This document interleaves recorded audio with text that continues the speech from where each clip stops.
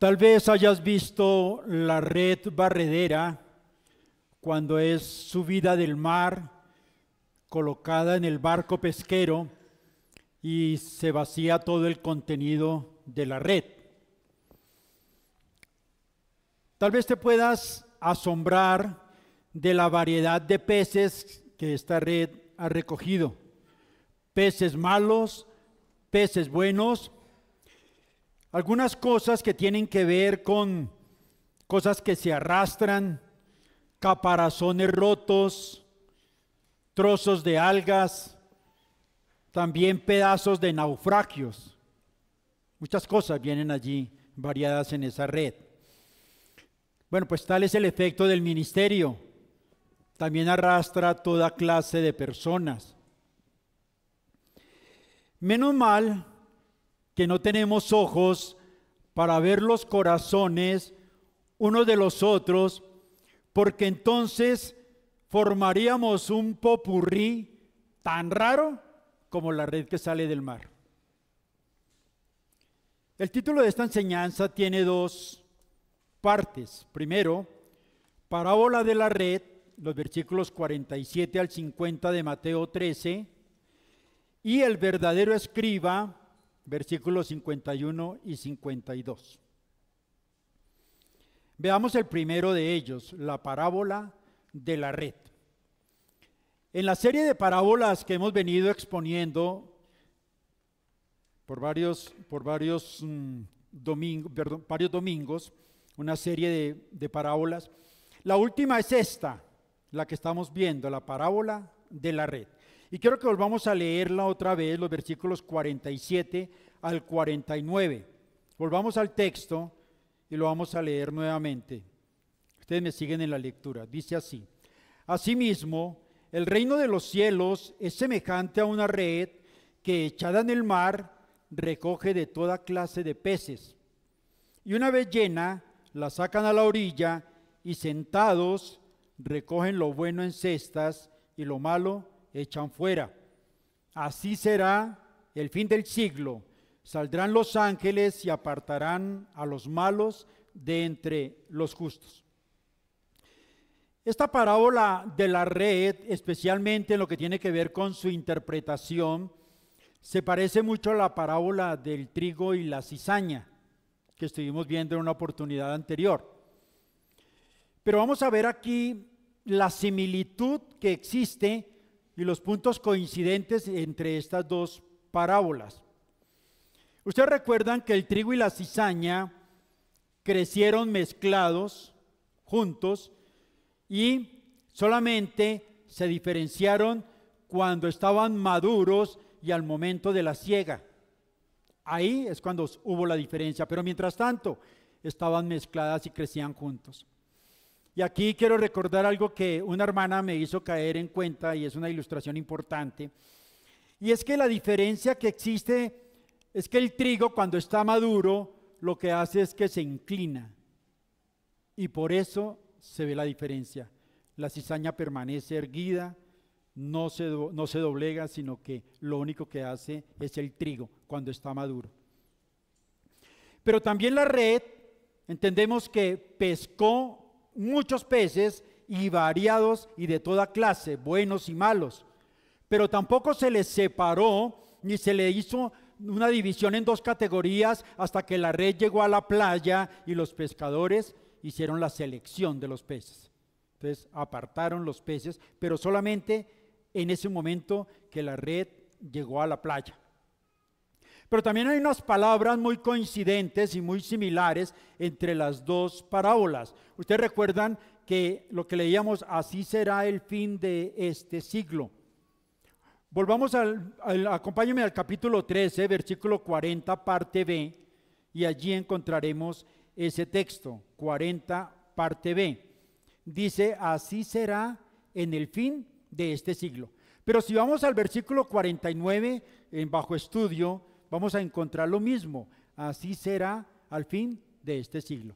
Encontramos palabras coincidentes. Pero también en cuanto a la función de los ángeles que operan en este proceso de las parábolas. La función de los ángeles es la misma en ambos casos. Veamos el versículo 41, acompáñeme ahí del capítulo 13. Dice, enviará el Hijo del Hombre a sus ángeles y recogerán de su reino a todos los que sirven de tropiezo y a los que hacen iniquidad.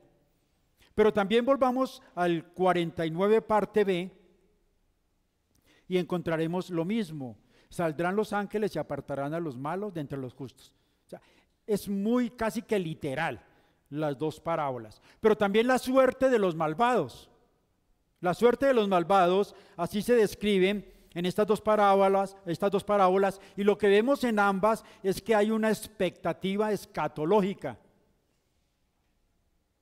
Una expectativa escatológica del fin del siglo, cuando los ángeles separen los buenos de los malos.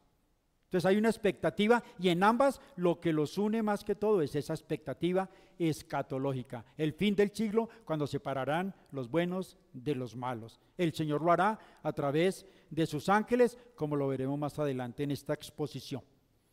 Pero bien, entrando en la parábola ya, la parábola de la red, esta está basada en experiencias comunes en la época de Jesucristo. Era muy común entre los discípulos, algunos de los cuales ustedes recuerdan que eran pescadores. Allí tenemos, por ejemplo, 4 de ellos: Simón, llamado Pedro, y Andrés su hermano. Tenemos también a Jacobo, hijo de Zebedeo, y Juan su hermano. Estos fueron llamados por el Señor Jesús allá en el mar de Galilea, y lo que ellos hicieron fue dejar las redes inmediatamente y acudir al llamado del Señor. Y el Señor, la promesa que les hizo era que los haría pescadores de hombres. Mateo 4:18. Los haría pescadores de hombres. Ahora, ¿cómo era la práctica de la pesca en aquella época? La red se arrastraba hacia el mar en medio de 2 barcas. La llevaban adentro del mar. Pero también existía la manera de llevar ese arrastre mar adentro en una sola barca, y dejaban una punta de la red anclada en la playa, y el resto lo llevaban mar adentro.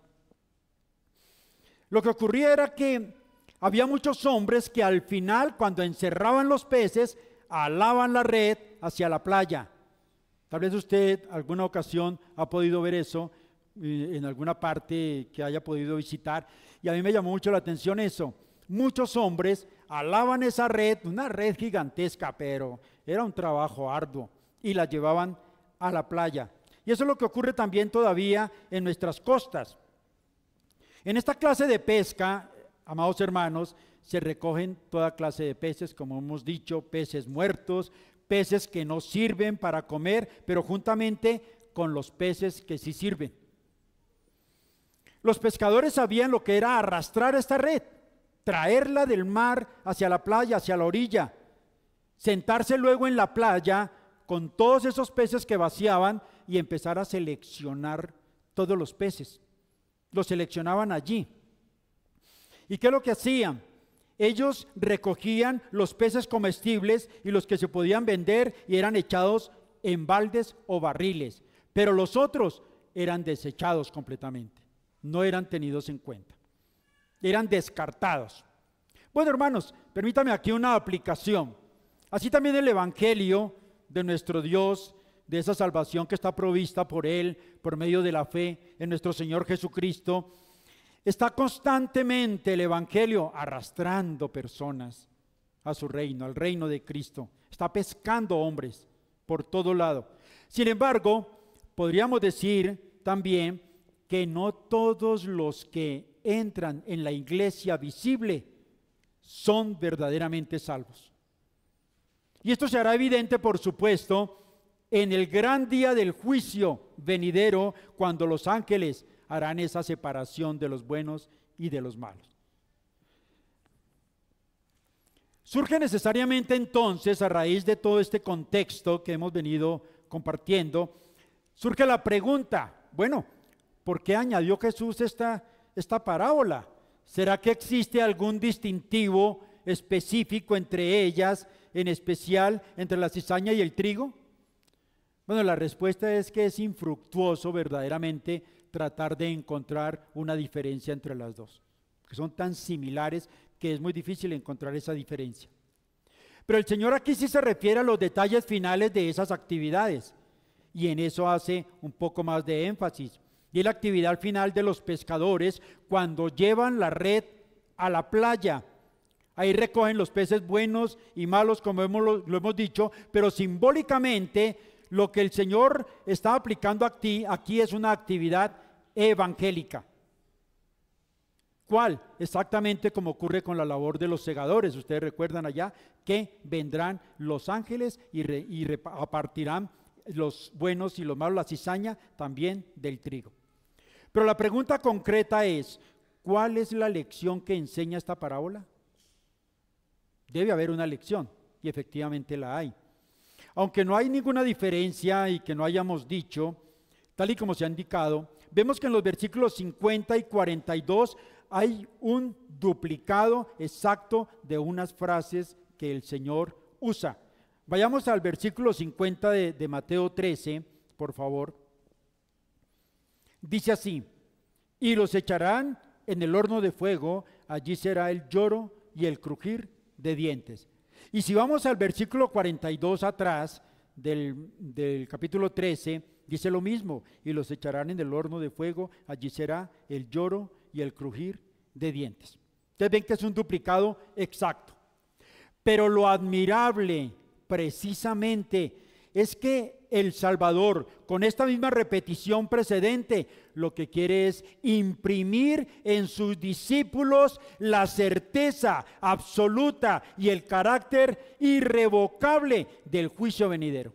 Eso es lo que Dios quiere que quede en sus corazones, que hay una certeza absoluta que vendrá un juicio, y efectivamente vendrá. No solo para su propio bien, como discípulos, sino también para todos los que recibieran su mensaje. Y adicionalmente tenía un propósito. ¿Cuál era? Hasta donde fuera posible, evitar la desesperación eterna. Ese era el propósito del Señor. Bueno, esta conclusión apoya el hecho que después de las parábolas que hemos visto, ustedes recuerdan, los sembradores, parábola de la semilla de mostaza, levadura, tesoro escondido, perlas preciosas, estas parábolas que hemos visto, precisamente el Señor, y que eran muy familiares entre ellos, termine esta serie de parábolas con esta ilustración sobre la pesca. ¿Por qué?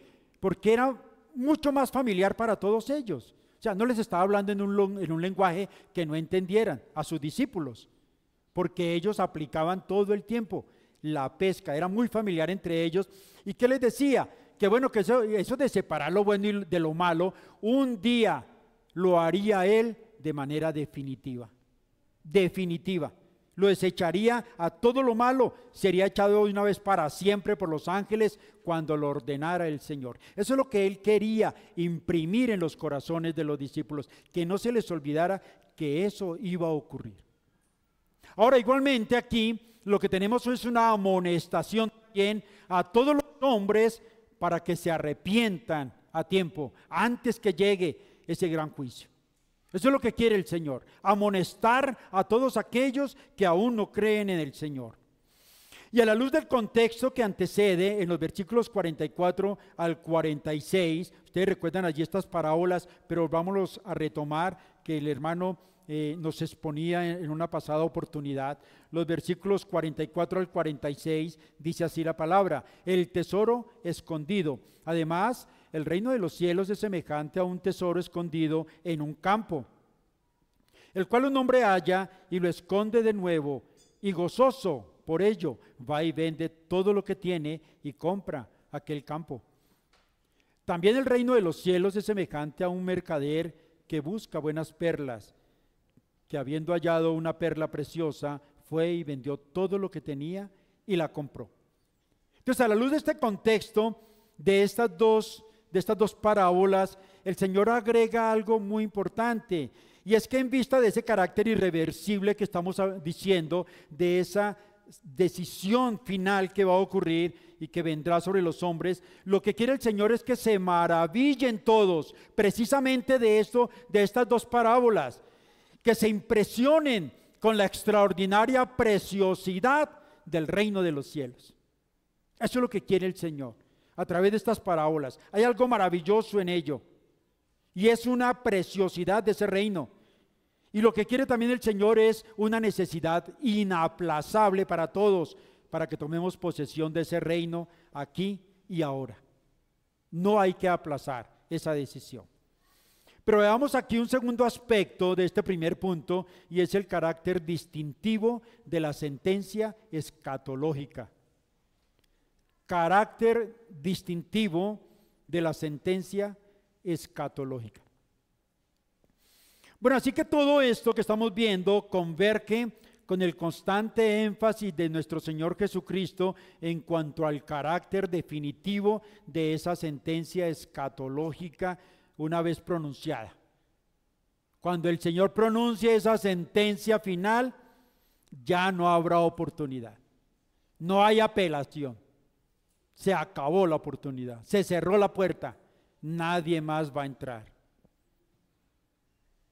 Y así lo registra las Sagradas Escrituras, y lo hace en diferentes acápites y en diferentes sitios de la Escritura. Mateo 8:12, por ejemplo, nos dice: mas los hijos del reino serán echados a las tinieblas de afuera, allí será el lloro y el crujir de dientes. Mateo 13:4, y mientras sembraba, parte de la semilla cayó junto al camino, y vinieron las aves y la comieron. Versículo 50 de Mateo 13 que estamos estudiando: y los echarán en el horno de fuego, allí será el lloro y el crujir de dientes. Pero Mateo 25:10 también nos dice: pero mientras ellas iban a comprar, vino el esposo, y las que estaban preparadas entraron con él a las bodas, y se cerró la puerta. Y también tenemos aquí el versículo 46 del capítulo 25 de Mateo: e irán estos al castigo eterno y los justos a la vida eterna. Ya hay un énfasis en todo ese punto final de la sentencia. Y también Lucas 17, 26 al 37, ustedes recordarán allá también a Lot y a Noé. Dice frente a Lot que como en los días de Noé, así también será en los días del Hijo del Hombre. Comían, bebían, se casaban, se daban en casamiento, hasta el día en que entró Noé en el arca y vino el diluvio y los destruyó a todos. Y así mismo será en el tiempo, en los días de Lot. Comían, bebían, compraban, vendían, plantaban, edificaban, mas el día en que Lot salió de Sodoma, llovió del cielo fuego y azufre y los destruyó a todos. Y así será el día en que el Hijo del Hombre se manifieste. Entonces, el énfasis del Señor en esta parábola básicamente es esa sentencia escatológica y definitiva. Pero también encontramos aquí, en esta línea, una exhortación a los hombres en todo lugar, reitero, que se arrepientan. Y así lo recuerda Mateo 17, 4 y 17. Desde entonces comenzó Jesús a predicar y a decir: arrepentíos, porque el reino de los cielos se ha acercado. Y Mateo 9:13, id pues y aprended lo que significa: misericordia quiero y no sacrificio, porque no he venido a llamar a justos, sino a pecadores al arrepentimiento. Pero también aquí el Señor nos hace una alerta a todos, alerta. ¿Y cuál es? Porque nadie sabe el día y la hora en que vendrá el Señor. Vendrá como ladrón en la noche y vendrá por segunda vez a juzgar a vivos y muertos. Pero nos pide que estemos alerta, velando constantemente. No sabemos cuándo vendrá el Señor. Y finalmente, esta sentencia está en armonía con un corazón compasivo de nuestro Señor Jesucristo. Y recordamos que ese corazón compasivo siempre lo manifestó en todo su ministerio y por todo lugar, atendiendo a todos los necesitados. Y es evidente entonces que Jesús estaba pensando en los discípulos, hablando de todas estas cosas, y pensaba también en la tarea que ellos debían desarrollar por esas palabras que ahora describe Él en la segunda parte de nuestra enseñanza, y es el escriba verdadero. Esta es la segunda parte de la enseñanza de nuestro Señor Jesucristo, y lo vemos en los versículos 51 y 52. El escriba verdadero es lo que vamos a ver. Y volvamos a leer, por favor, los versículos 51 y 52 de Mateo 13. Dice así la palabra. Jesús les dijo, ¿habéis entendido todas estas cosas? Ellos respondieron, sí, Señor. Él les dijo, por eso todo escriba docto en el reino de los cielos es semejante a un padre de familia que saca de su tesoro cosas nuevas y cosas viejas. Como vemos, el versículo 51, acabado de leer, comienza con un interrogante que hace Jesús a sus discípulos. La pregunta es, ¿habéis entendido todo esto? Y es la pregunta que nos hace el Señor. Lo que les acabo de decir sobre la sentencia escatológica y definitiva, ¿lo han entendido? ¿Están apercibidos de esto?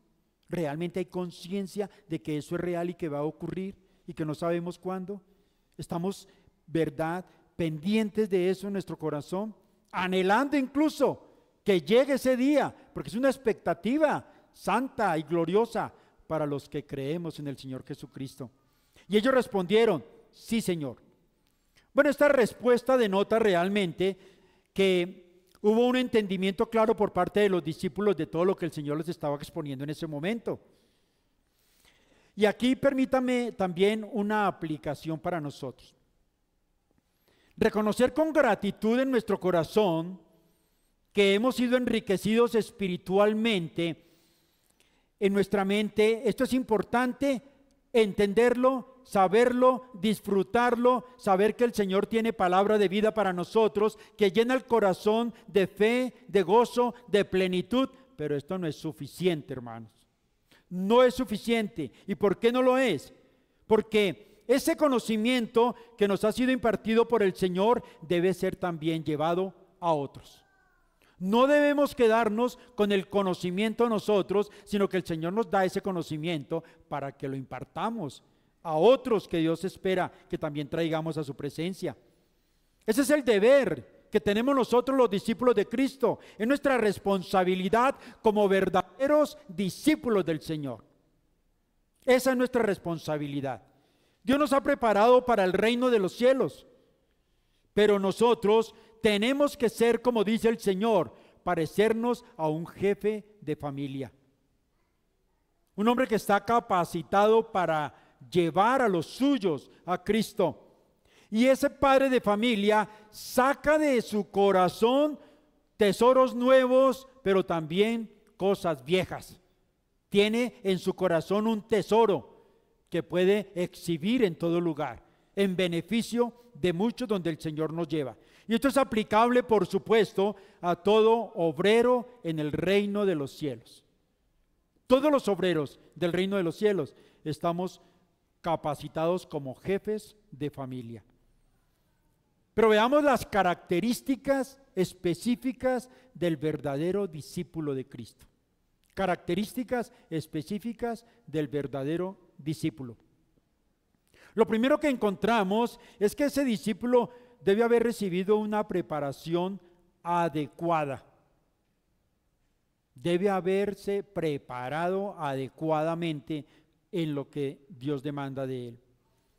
Tiene que haber llegado a ser un discípulo del reino de los cielos, por supuesto. Si está por fuera, pues obviamente no va a poder participar de todo esto. Pero cuando hablamos de discípulo, es alguien que ha sido instruido, preparado y enseñado. Mateo 28, 19 y 20 nos recuerda esto. Id y haced discípulos, enseñándoles que guarden todas las cosas. O sea, todos nos enseñamos unos a otros, porque debemos guardar todas las cosas que el Señor nos ha mandado. Pero miren que el escriba judío de aquella época del Señor Jesucristo era un estudioso de la ley, lo sabemos, era un maestro del Antiguo Testamento y de todas esas tradiciones religiosas de la época. Ese era el judío de aquella época del Señor. Pero esa enseñanza que él impartía, tanto en contenido como en método, eran insuficientes, por supuesto, completamente insuficientes e inadecuados. Pero el escriba que Jesús describe aquí, a diferencia de ese escriba judío, ha sido preparado para y con todos los asuntos del reino.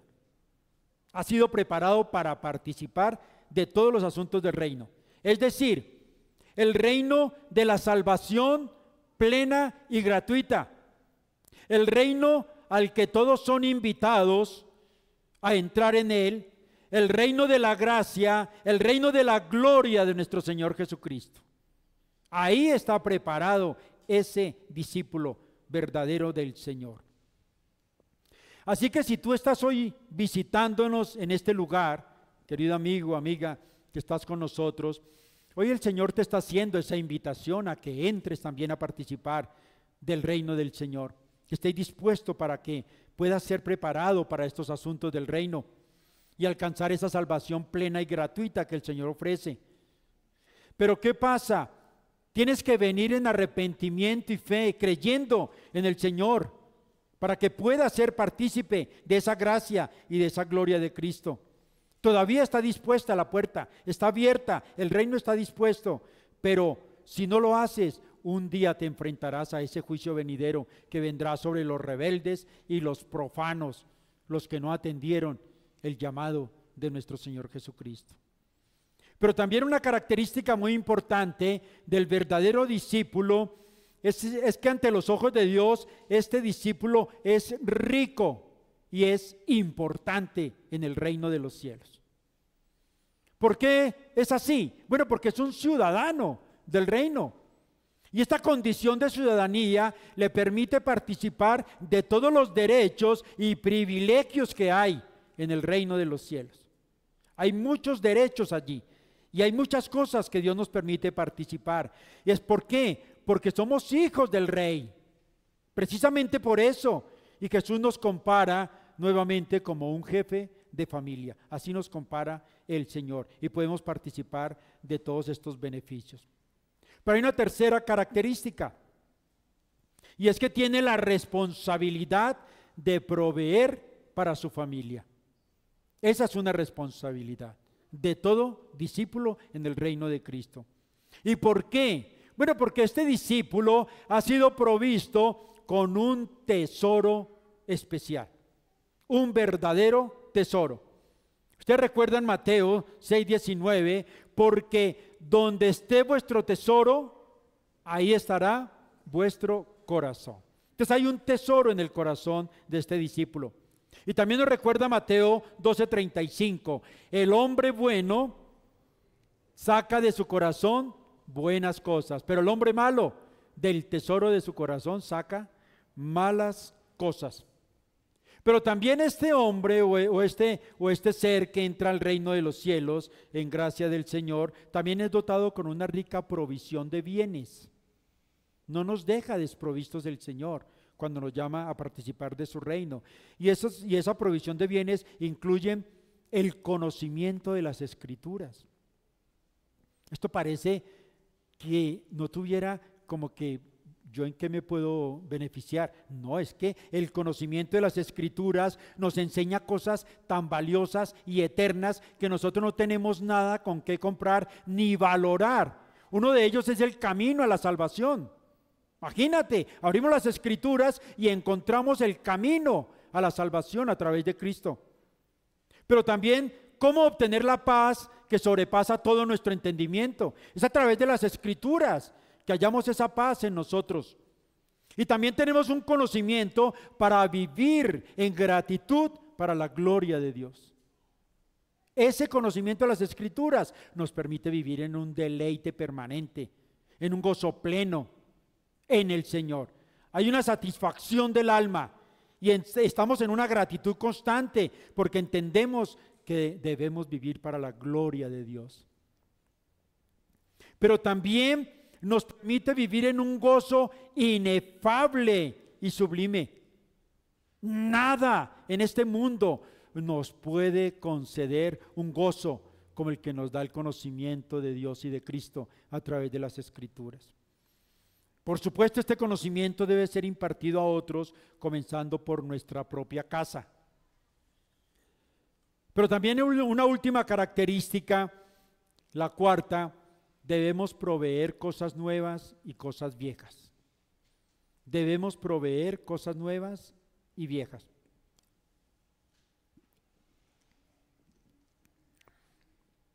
El escriba judío del tiempo de Jesús estaba siempre repitiendo opiniones, conceptos, extravagancias de los rabinos de la época. Estaba siempre su mente y su corazón viviendo en eso, y ese era un verdadero problema. ¿Por qué?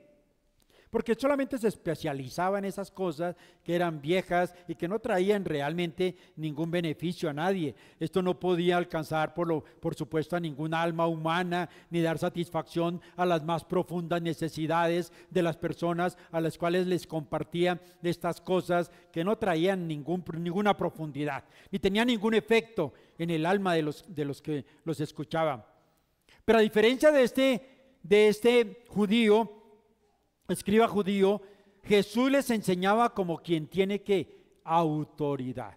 Jesús sí les enseñaba como quien tiene verdadera autoridad y no como estos escribas, como lo dice Mateo 7:29. Pero también hay otros que mantienen ensimismados y se encuentran ahí interesados constantemente en todo lo novedoso, en todo lo que traen cosas nuevas, de nuevas cosas espirituales, y todo el mundo se mueve en busca de esas cosas, y es muy llamativo, y corren detrás, y multitudes de gente van en busca de cosas nuevas que están trayendo. Pero así lo hacían en esa época los atenienses, los extranjeros de aquella época que llegaban, pues que no tenían otro interés que decir y oír algo nuevo. No les interesaba más nada, sino que era lo novedoso de la época. Mateo 17:21. Pero permítame aquí una reflexión también aplicativa. El verdadero escriba, el verdadero discípulo, oído a esto, hermanos, está completamente familiarizado con lo antiguo y edifica sobre ello. Está familiarizado con esas antiguas doctrinas que no tienen, que no son ambivalentes, sino que permanecen firmes como columnas teológicas que nos ayudan mucho a nuestro carácter cristiano. No desprecia esa Biblia vieja que tiene, que la ha ojeado constantemente, ama eso, siempre está dispuesto a recibir nueva luz, en tanto que esa luz, por supuesto, le traiga un nuevo entendimiento, pero a raíz de las Escrituras, o sea, una verdadera iluminación. O sea, no busca por ahí, sino algo que le traiga iluminación. Y por la gracia de Dios, también este discípulo presenta la verdad de una manera siempre fresca, porque está bebiendo de la fuente inagotable, hermana Dilsa, de esa agua viva, esa fuente inagotable de que nos habla Juan 4:14. Mas el que bebiere del agua que yo le daré, no tendrá sed jamás, sino que el agua que yo le daré será en él una fuente de agua que salte para vida eterna. También Apocalipsis nos dice que después me mostró un río limpio de agua de vida, resplandeciente como cristal, que salía del trono de Dios y del Cordero. Apocalipsis 22:1. Pero Apocalipsis 22:17 también nos dice: y el Espíritu y la esposa dicen, ven, y el que oye diga, ven, y el que tiene sed, venga, y el que quiera, tome del agua de la vida gratuitamente. En conclusión, la verdad de Dios siempre es nueva y vieja. Es tan fresca como la brisa de la mañana para cada generación.